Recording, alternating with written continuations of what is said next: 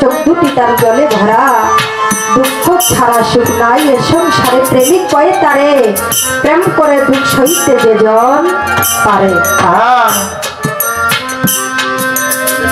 একজন গুরুর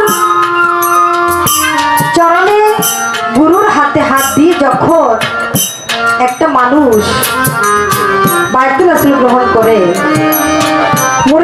মুরিদের এক নাম হলো মরা, আর বায়াত শব্দের অর্থ হলো বিক্রি করা, বিক্রি হয়ে যাওয়া। অর্থাৎ আমি যেদিন থেকে আমার দয়ালের হাতে হাত দিয়েছি, আমি সেদিন থেকে আমি আমার মাঝে, আমি আমার নাই, সবই যেন আমার দয়ালের হয়ে গেছে।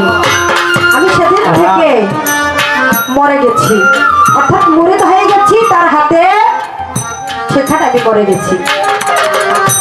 তাহলে মরা মানুষ কি বাবা কথা বলতে পারে? কাউকে মারতে পারে? কাউকে আঘাত করতে পারে? পারে না।